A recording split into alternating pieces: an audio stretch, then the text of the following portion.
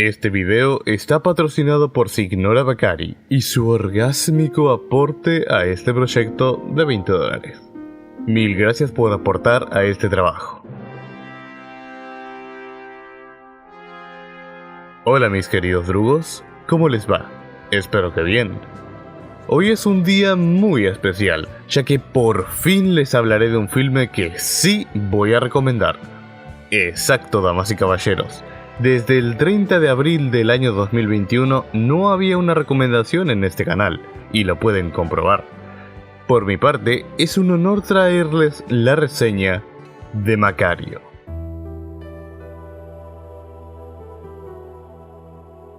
La película trata del día a día de Macario, un leñador muy pobre de familia numerosa, cuya vida cambiará enormemente gracias a un pavo.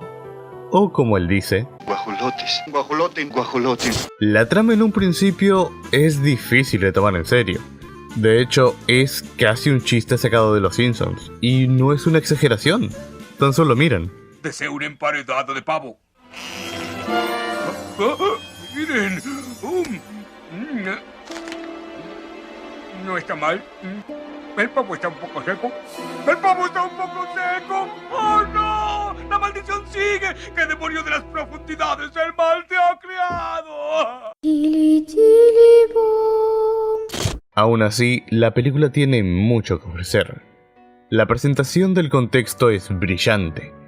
En menos de 15 minutos se nos habla del tipo de persona que es Macario, su trabajo, su modo de vida, sus familiares y cómo actúan y se relacionan con él y su entorno.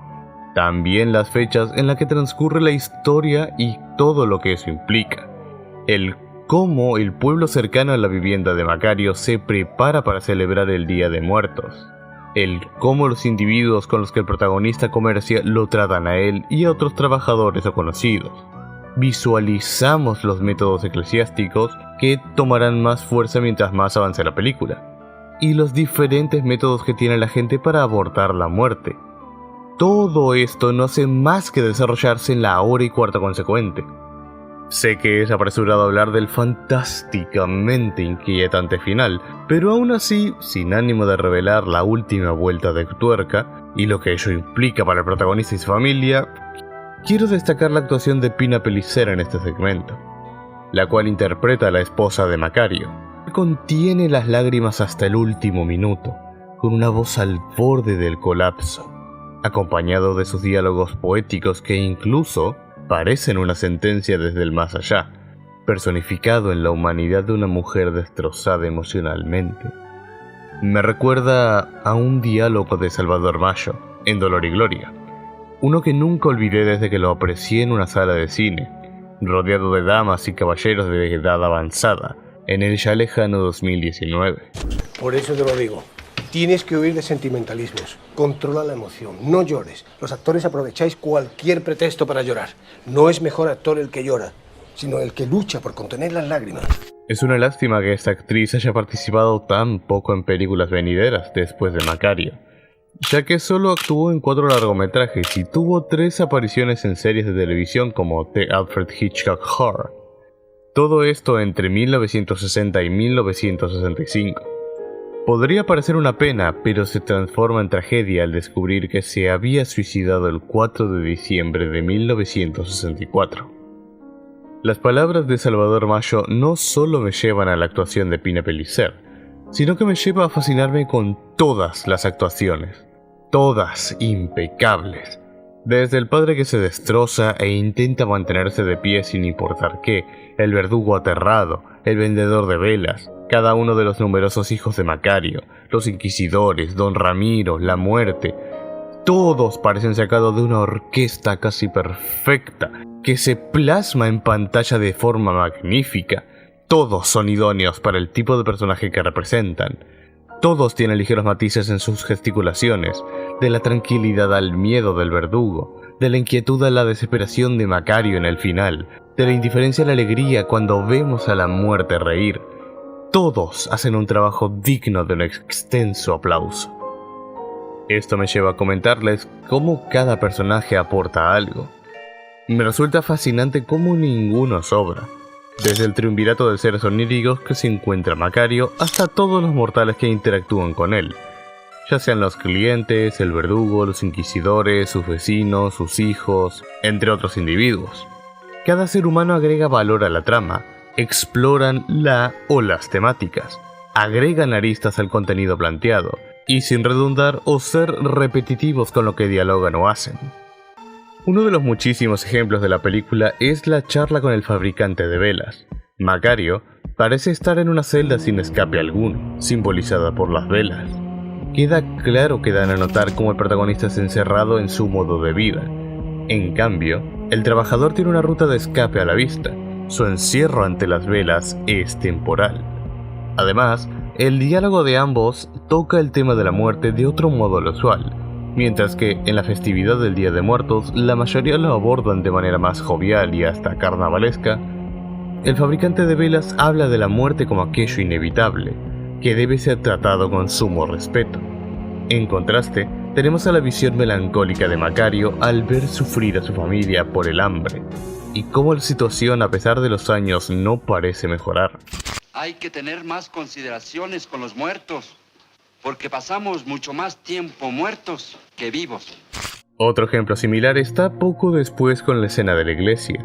Una familia está en penurias, transporta los alimentos que serán ofrecidos a los fallecidos. Macario, hipnotizado por el hambre, se ve arrastrado tras las rejas de la iglesia. Está preso por los valores cristianos y morales con los que ha crecido. No probará bocado alguno de aquella enorme cantidad de alimentos. En su entorno se reencuentra con su realidad, una familia pobre y enormemente hambrienta. El protagonista está cansado de todo esto. Se sienta para recuperar las fuerzas. La esposa comprende los sentimientos de Macario, y eso nos lleva a otros sucesos. Todo lo anterior introduce aún más elementos eclesiásticos, y el cómo Macario teme condenar a su esposa e hijos a esa vida miserable, e incluso posteriormente el filme agrega más valor a este elemento. Su familia no solo se apreciará después por él, como entidades a las que tiene cariño, sino que terminan transformándose incluso en obstáculos para su deseo más grande, que es comerse el pavo solo. Esto no se queda acá. Las interacciones que tiene el protagonista con su esposa son reforzadas con gestos, diálogos breves pero contundentes, e incluso el cómo se sincera con Macario antes de regalarle el pavo. Yo entiendo, Macario. Yo también he querido algo para mí sola. Para no darle a nadie, ni siquiera a ti. Se nota y se siente el amor y conocimiento mutuo. Incluso un personaje tan poco relevante a primera vista como una de las vecinas de Macario nos habla de cómo, a pesar de los milagros del protagonista, algunos individuos que se llenan la boca con acciones bondadosas actúan de mala forma con su prójimo por más bueno que éste sea, remarcando una condición inevitable en cada ser humano. Esto sí es abundancia. ¡Qué cantidad de cosas! Has pensado muy bien, muy bien. Hay que surtirse, ¿eh? No lo pensé yo. Fue Macario. Ah, pues muy bien hecho. Muy bien hecho. Uno nunca sabe. No prueben esas cosas. Pueden ser hongos alucinógenos y corren el riesgo de quedar todos chachalacos. Este video sería eterno si me pusiera a hablar de cada escena que agrega aristas a lo planteado, hace avanzar la trama de forma orgánica o profundiza sus personajes y sus temas, ya que el filme está repleto de buenos ejemplos. Confíen en mis palabras, mis queridos drugos, mis buenos compañeros de viaje a la tumba. O mejor aún, compruébenlo mirando la película.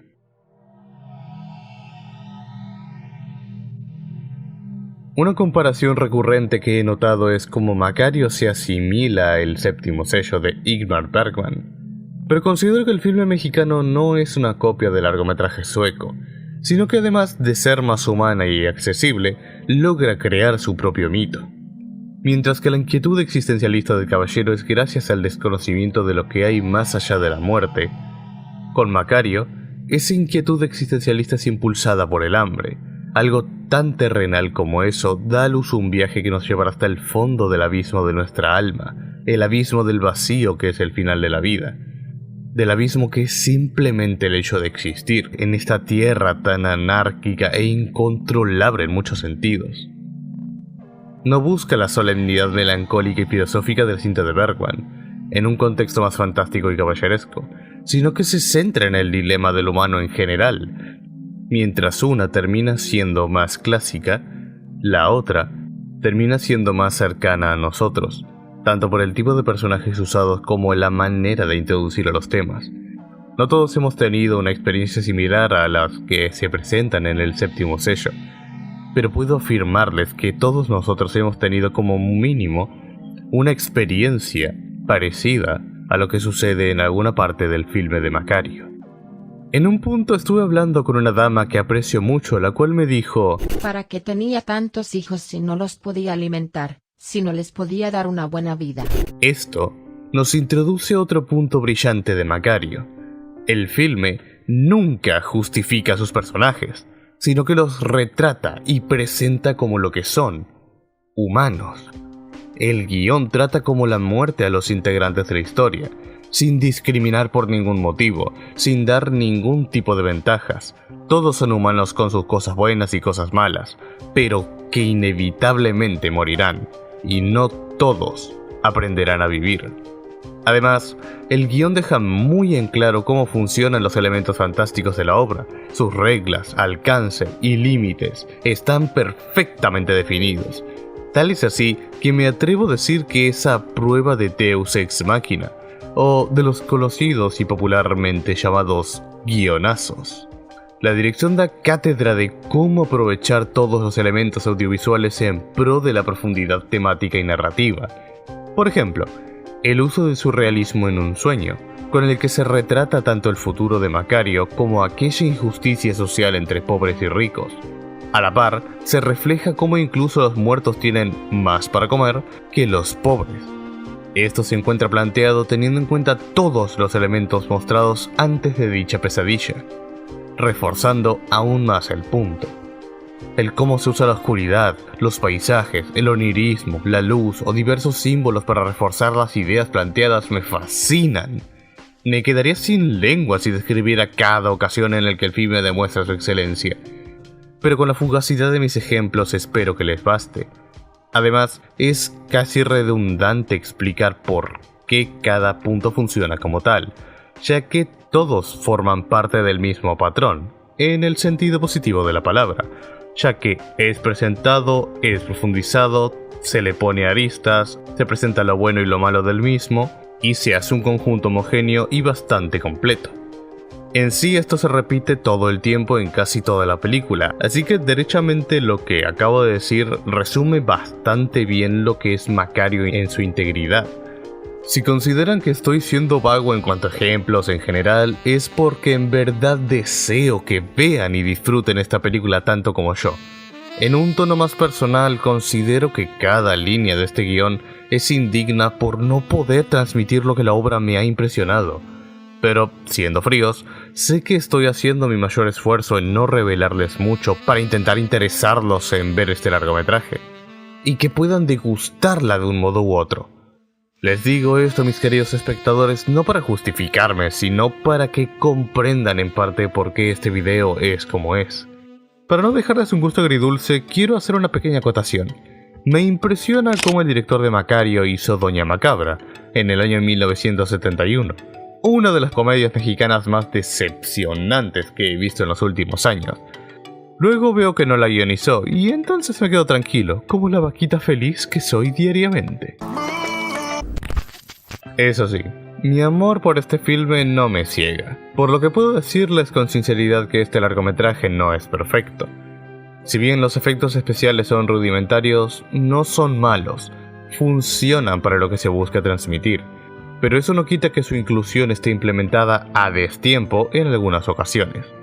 El texto del principio no se nota muy bien por el exceso de blanco en la pantalla. Esto era muy sencillo de resolver. Solo hace falta ver los colores usados en los créditos iniciales de la momia azteca para saber qué tonos utilizar. Aunque nunca he promovido este tipo de textos en el cine sonoro, ya que si la película logra sostenerse sobre sí misma, como es en este caso, entonces no son necesarias. Terminan rompiendo la suspensión de la incredulidad, como pasa también en Maximum Overdrive. Cuando uno termina la película y recuerda que este texto existe, se vuelve tan anticlimático como la introducción de Infamous Second Son.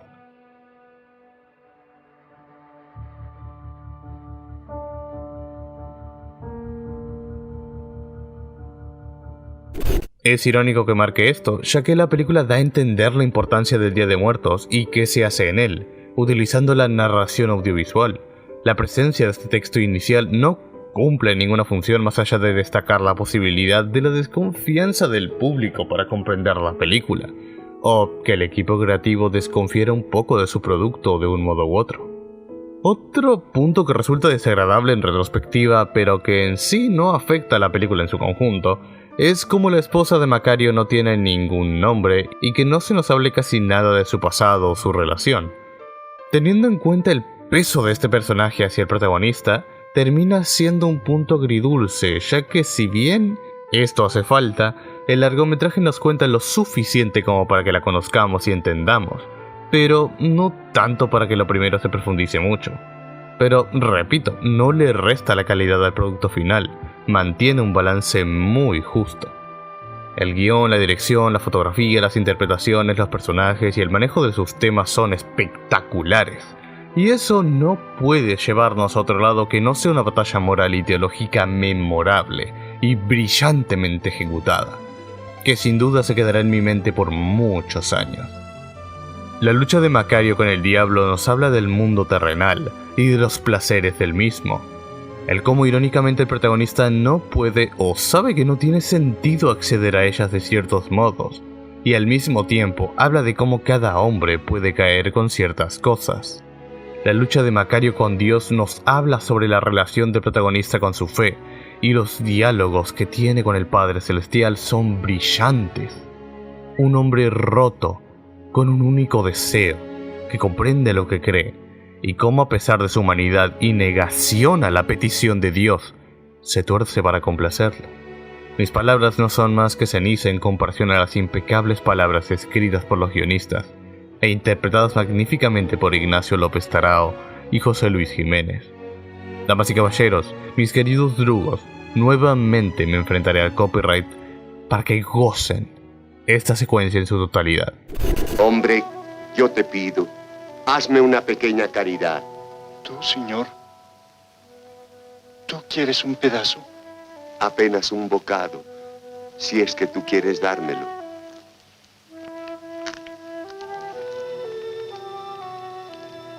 ¿Por qué, señor? ¿Por qué? A ti no te interesa este bocado. Te interesa un gesto que yo haga. Una acción. Tú sabes que yo no he querido nada para mí solo en toda mi vida. Entonces este deseo para ti es un animalito muerto. Apenas un pretexto para hacer que yo me porte bien. Para mí lo es todo. Todo el hambre de mi vida. Todo lo que he dado, todo lo que no he recibido. Perdóname. Yo sé que puedes perdonarme si tú quieres. Yo no quiero convidarte, no quiero.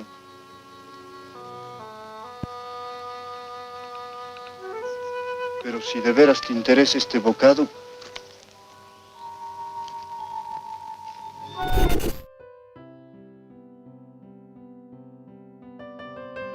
Me resulta casi indignante que en la 33ª entrega de los premios Oscars el manantial de la doncella haya triunfado sobre Macario. Si desean ver por qué, los invito a ver mi reseña al respecto. Y ya que están, denle like y suscríbanse, mis buenos drugos y compañeros de esta plataforma. Volviendo al tema que nos compete. Macario es un imprescindible. Un filme que habla del existencialismo, la vida, la muerte y cómo el ser humano afronta estos elementos en su vida. Con un guión espectacular, una dirección que destila ingenio, una bella fotografía, excelentes interpretaciones, un balance espectacular de elementos, accesible en el mejor de los sentidos, y en un todo, una película que nadie debería perderse.